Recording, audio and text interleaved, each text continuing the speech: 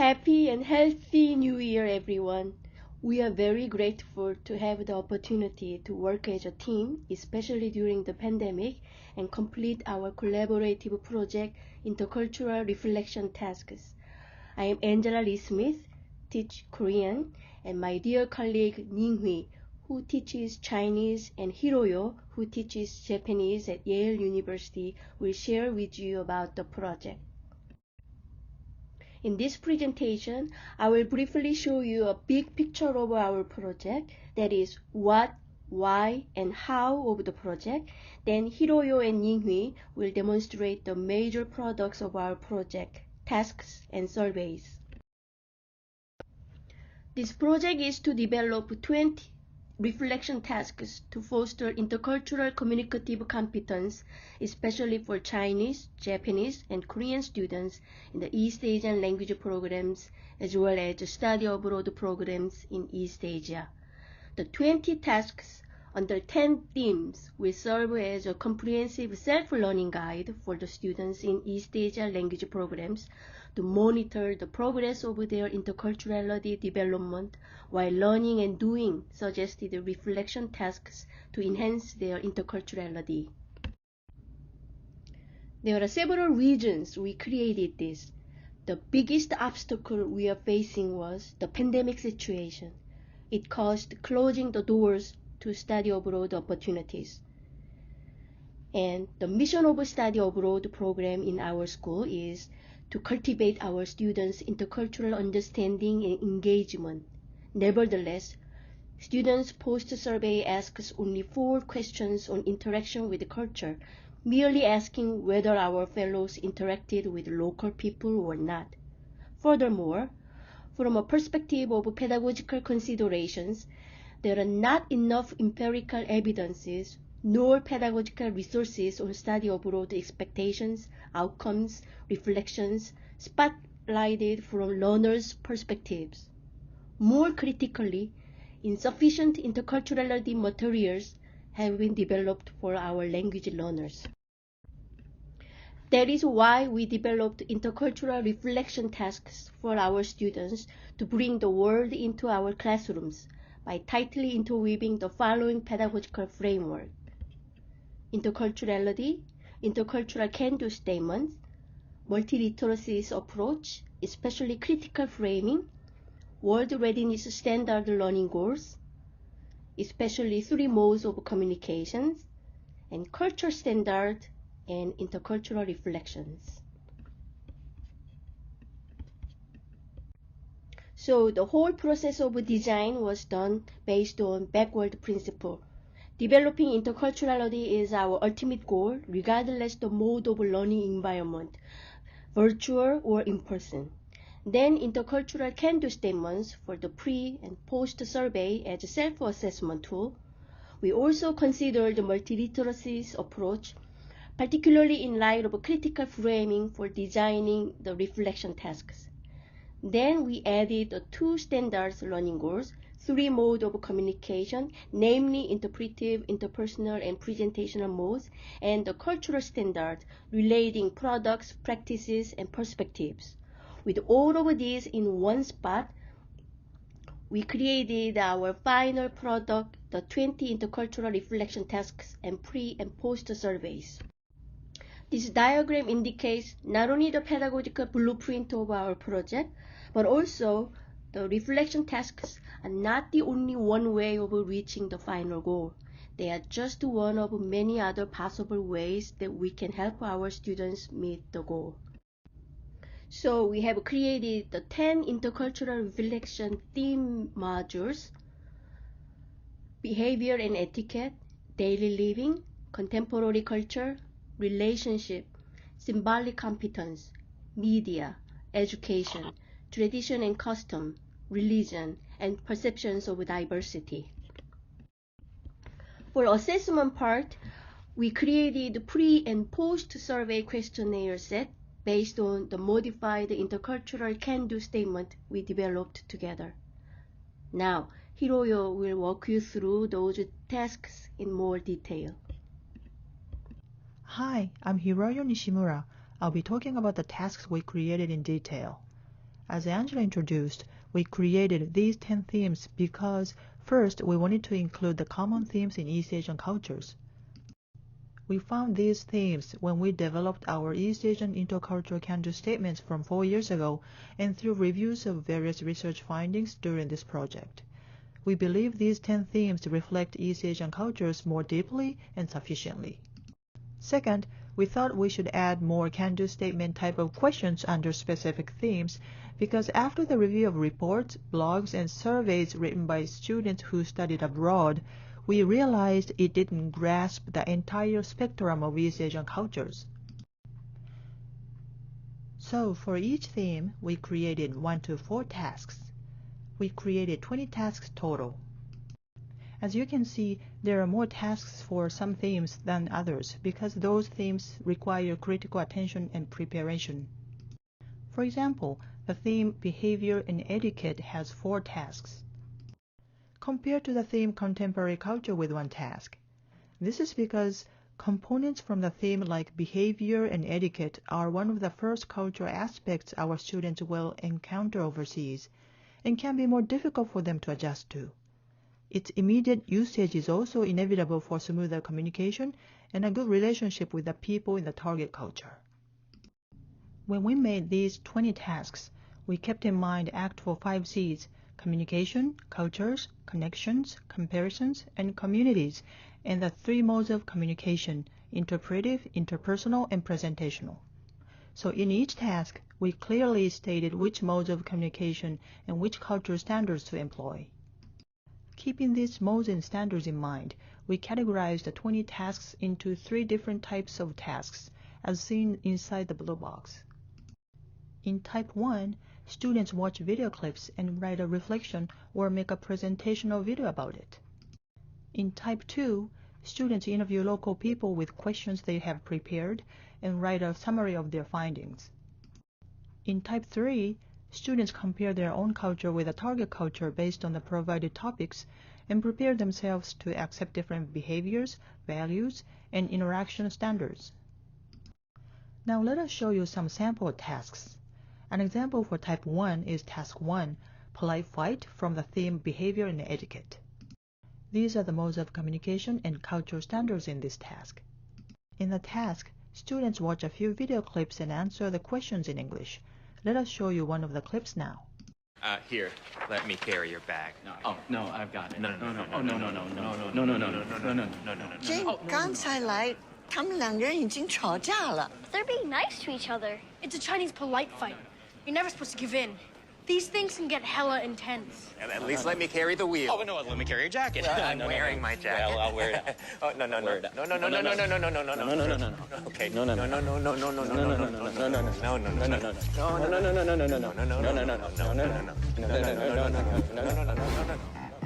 After watching the clip, students will answer these questions. For example, question number 1, what do you think they are fighting about and why, and so on. Let us show you one more example, Task 2, when in Asia, do as the Asians do. In this task, in addition to the YouTube videos about first-hand experiences in East Asian countries, we created animation videos. In our videos, we try to avoid saying don't do this and that, that's wrong, but rather say it's a different behavior, so follow what the other people do. Here's one of the videos. Alright, I know you're excited to study in East Asia, but first, let's go over some rules. Now, hats are okay to wear outside, but it's more respectful to take them off when you go inside. So there you go, now you're ready to enter the classroom. Now, you're probably used to holding the door for people, but over in East Asia, it's just not something that's expected. So if someone doesn't hold the door for you, don't be shocked or surprised. They're not trying to be rude, it just might not be something that they're used to. When you enter a classroom, it's polite to give a bow to your teachers or other people in authority, but make sure to keep your hands out of your pockets. If you have a backpack or jacket, you're going to want to hang it up or put it somewhere out of the way, where people can't bump into it. When you take a seat, to be polite, don't sit on the table, and try to keep your feet off the chairs. If you have a homework assignment, it's customary to turn it in facing the teacher with both hands. When you're yawning, laughing, or coughing, you'll see people cover their mouths. It may look a little weird to see someone cover their mouths when laughing, but it's pretty normal over there. If you find yourself congested and need to blow your nose, that's okay. It's just normal to step outside of the classroom. Over there, it's normal to try to hide noises like this. Sometimes when people are thinking, you'll be tempted to make a sound, but it can come across as a little impolite, so try to avoid that. During class, your teacher will probably be fine with you having a small snack or water, but save the big meals for after class.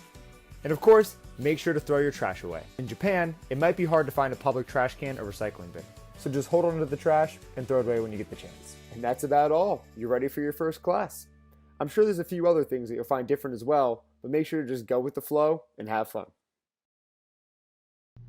Now let us show you an example of interviewing people and writing a summary about it, which is task 14, exploring campus life from the theme education. These are the modes of communication and cultural standards.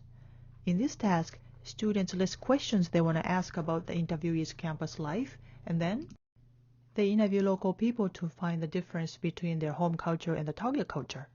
After the interview, they write a summary of any similarities and differences. Let us show you another example of comparing their own culture and the target culture, which is task 11, taboo topics, from the theme symbolic competence. These are the modes of communication and cultural standards in this task. In this task, students first think about which topics listed here are considered appropriate or inappropriate to talk about in their respective culture. Then interview local people and find out if these topics are considered appropriate, inappropriate, or neutral. The topics include age, relationships, weight, appearance, income, and so on. Some topics may be sensitive while other topics are appropriate and even indicate familiarity of a relationship in some cultures. The point is that we should remind our students to be careful asking and talking about some topics. Different from the language levels, we made 2 levels of tasks that deal with concrete and abstract aspects. In the tasks dealing with concrete aspects, students observe products such as advertisements, signs, or media tools. They also identify appropriate behaviors or manners in the target culture. In the tasks that deal with abstract aspects, students provide a deep reflection, for example, on identity issues or discrimination as they may experience as a foreigner. An example task dealing with concrete aspect is task 4, Eat Like an Asian, from the theme Behavior and Etiquette. Students identify behaviors or etiquette in this list that are considered appropriate in the target culture, such as lifting bowls while eating, serving drinks only to yourself, or slurping noodles, and so on. And they can see the answers here too. An example dealing with abstract aspects is task 18, Being the Spotlight, from the theme Perceptions of Diversity, where after watching a few video clips, students write their reflections in English by answering questions. For example, question number 1.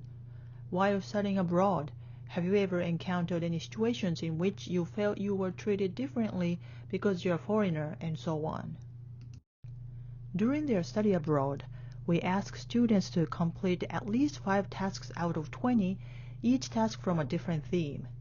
This will allow students to know themselves, experience, and explore the target culture through 5 different themes. Now, Ninghui is going to introduce our survey. Hi, I'm Ninghui Liang. I will be talking about a very important part of our project, the surveys, which we are using to assess our students' intercultural competence. It will help us to find out whether the tasks that we made will take effect. So we made a pre-study abroad survey and a post-study abroad survey with the same questions and some reflection questions.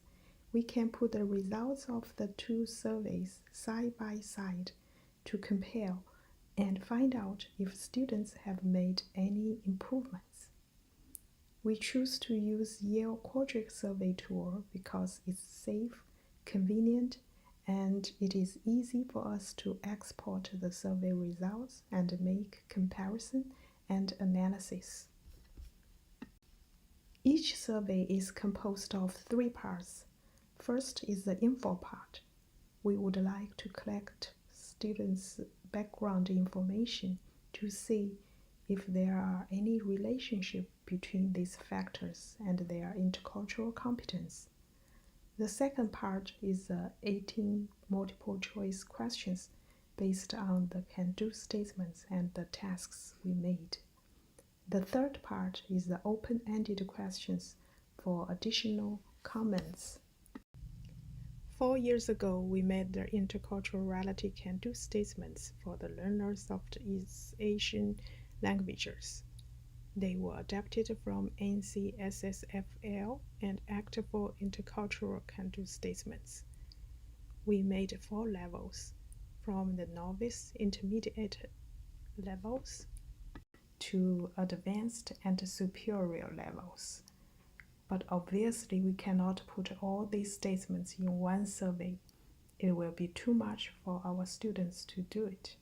But if we make 4 surveys, it will be hard for students to choose which level survey they should take because their intercultural level is not equivalent to their language level. So we decided to combine these statements and narrow it to 18 statements which cover all the 10 themes we choose and also are related to our tasks and questions. As you see here, these statements range from very concrete ones, such as rules and etiquette, greetings, dining manners, nonverbal reactions, etc., to some complicated ones, such as shopping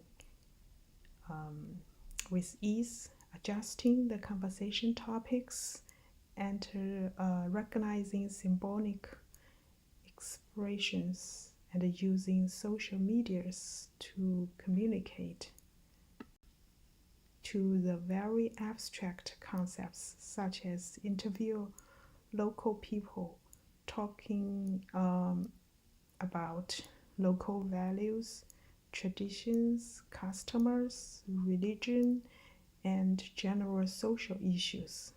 As you can see, all these statements are related to our tasks, so it will help us to find out if these tasks have taken effect. This is how the survey looks like on the computer, and this is how they look like on their smartphone. You can see it is very convenient to do the survey either on the computer or on the phone. Here are the multiple choice questions we made from the 18 statements. Here are other types of multiple choice questions. Students can move the bar to select their answers, which makes the survey more fun. Here's another type. We don't want to give them a boring and tedious questionnaire because we have 18 of them, so we want it to be variety. That way students can actually pay attention to these questions and provide some valid answer. This is the last part, the open questions. For the pre-study abroad survey, students are asked to share their goals. When they come back, we want them to tell us whether they have achieved these goals. We hope this summer the pandemic is under control, so we can implement these tasks and surveys to our students. This is our reference. Thank you for listening to our presentation. We hope it is helpful to you, and we appreciate your comments, questions, or suggestions. Thank you.